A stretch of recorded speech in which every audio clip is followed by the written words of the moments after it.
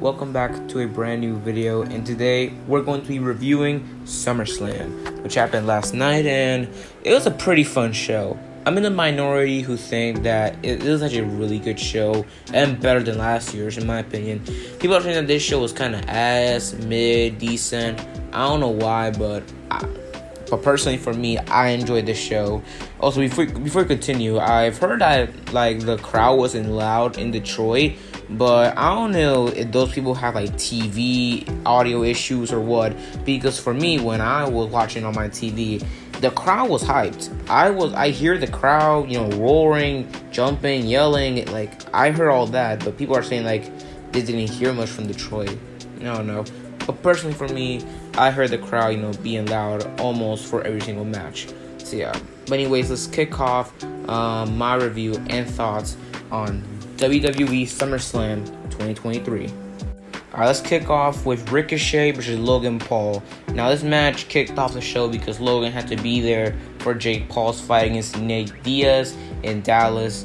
But I can't even lie, this match was actually really fucking good in my opinion.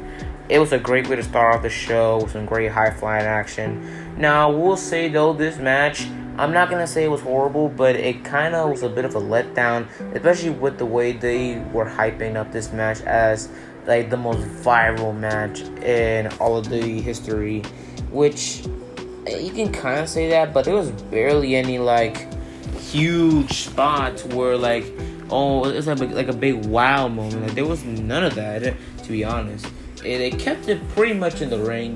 We've had some dives at the outside, failed 630s and shooting star presses. It was a good match for what it was.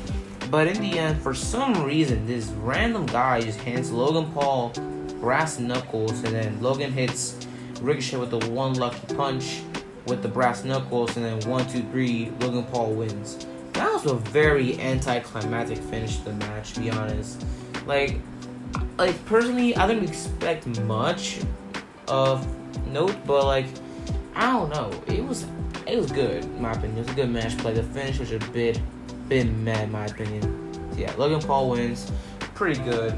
I'd say 3 out of 5 stars. Up next, we have Cody Rhodes versus Brock Lesnar. Now, this match was pretty good, to be honest. It was good for what it was. I will say, in my opinion, out of the 3 Brock Lesnar and Cody Rhodes matches, this is not the worst. The worst is probably Night of Champions, but this is the second best, which really isn't saying much. I think the Backlash one, which this may be biased because I was at Backlash, but I think the Backlash match was better than both of these matches of Night of Champions and SummerSlam. But yeah, overall, it was kind of slow in the beginning. It started to pick up after Cody Rhodes got hit with 3 F5s, went through a table, and somehow got back in the match. I don't know how. I will say though, it's kind of weird how they just let Cody Rhodes use the exposed turnbuckle and the steel steps.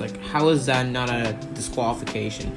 This kind of solidifies my point of this being a no disqualification match. This should have been a no DQ match. It should have been, it should have had a stipulation, but for some reason they didn't give it a stipulation. It's kind of weird. But anyways, Cody Rhodes went off the 3 crossroads, and after the match, they both give each other a handshake. And apparently now Brock Lesnar's a babyface again, which is kind of odd now. So yeah, good match. Expected a little more, but it is what it is. Up next, we have the Slim Jim Battle Royal match. Now, I will say this match exceeded my expectations, but there wasn't really much expectation for this match, so it's not too shocking. I enjoyed it, to be honest. I definitely will say I was kind of shocked that LA Knight won the match. I thought Shane was going to win after what LA Knight been going through for the last couple of 2 months. So I'm kind of shocked they gave LA Knight the win here at SummerSlam. Anyways, he eliminated Sheamus, and to win, I guess Slim Jims? I don't know. So yeah. We'll say though, Omos came back to become the 25th participant. That was kind of random, to be honest. But hey, it is what it is. Not much. Chage was a fucking beast in this match. I will say that though. So, yeah.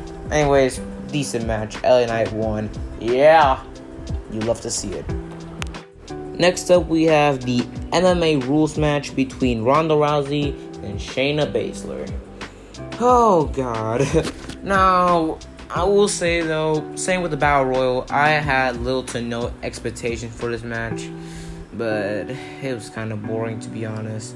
Something I really like about wrestling is that they try to like bring in like UFC or like type of shoot style matches in wrestling, which it 9 times out of 10 it never goes well.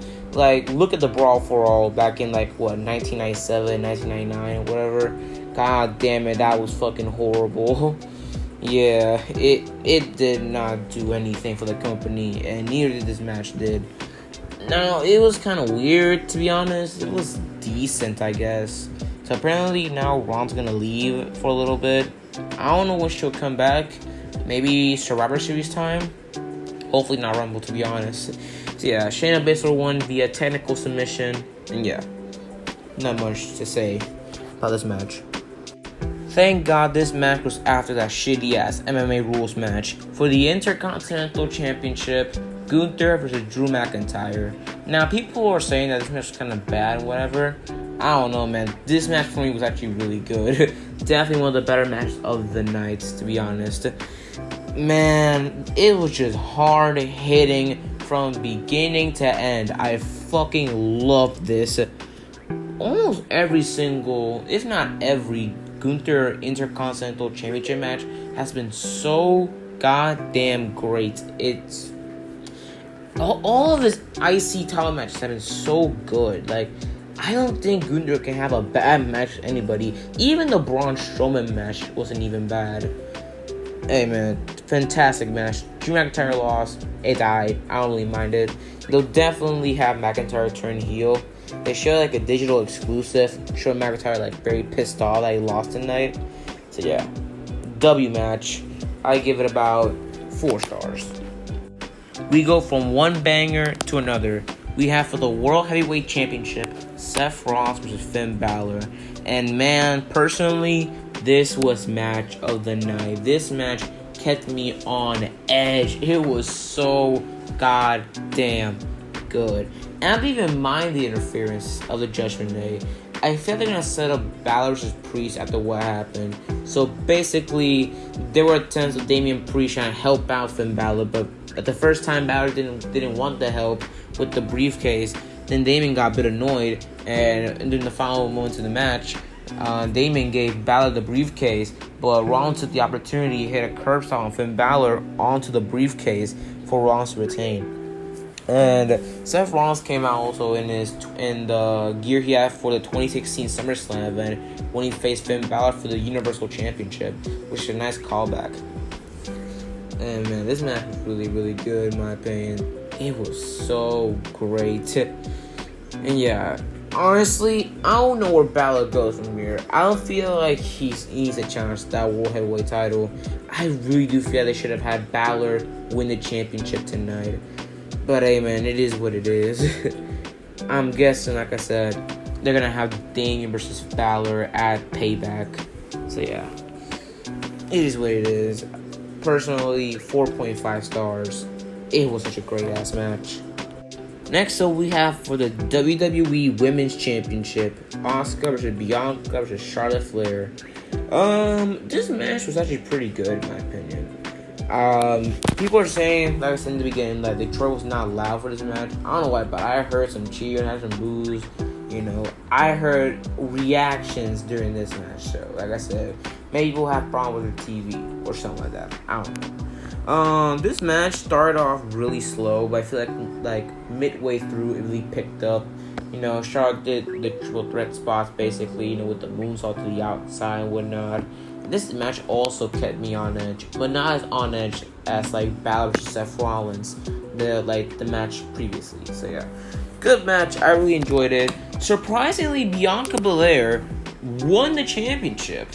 Now, I will say though, Bianca had me fooled, to be honest. it looked like her knee really hit hard with the steel steps when Charlotte dumped her to the outside. But then as soon as like Charlotte and Asuka were both in the ring laid out, Bianca ran back, hit a 450 somehow, but a kick out at 2 out of Charlotte. That was great. Now, who said though, this spot, the finish to this match was actually really good. Asuka was in the figure 8. Actually, no. Bianca was in the figure 8 by Charlotte. My bad. Then Asuka hit Charlotte with the miss. She missed the kick on Bianca. Bianca rolls her up. 1, 2, 3. New Women's Champion, Bianca Belair. I was shocked, to be honest. But her reign wouldn't last that long. During Bianca Belair's celebration, Io Sky and Bayley come out. They attack Charlotte and Asuka with the briefcase. Io cashes in on Bianca over the moonsault. 1, 2, 3. Io Sky becomes the new WWE Women's Champion. I fucking popped. And Dakota Kai even appeared up to congratulate Io Sky. Man, that was a really feel-good moment, to be honest. One of the highlights of Summerslam, in my opinion. It was so fucking good. I thought Io was like gonna come out and tease it, but like Billy might have stopped her or be like feel the tenth of a cash in. But no, they went through with it. So, hey, thank you. Thank Triple H or Vince, whoever booked it, to be honest. Now, the most important thing now is how good will the reign be? Because the moment can be great, but what will happen next is the question. Hopefully they don't fumble this reign, to be honest. Asuka's reign was pretty aight, I guess. Wasn't too special, to be honest. So hopefully maybe this reign with Io Sky, can be like a new fresh start for the SmackDown Women's Division. So yeah, congrats to Io Sky. That was such a great ass moment. Now it's time for the main event. Tribal Combat. Roman Reigns versus Jey Uso for the undisputed WWE Universal Championship and the status of the Tribal Chief. Man, I enjoyed this match, personally. I wouldn't say it's match of the night, though. But either way, this is actually a really good match. One thing to note, though.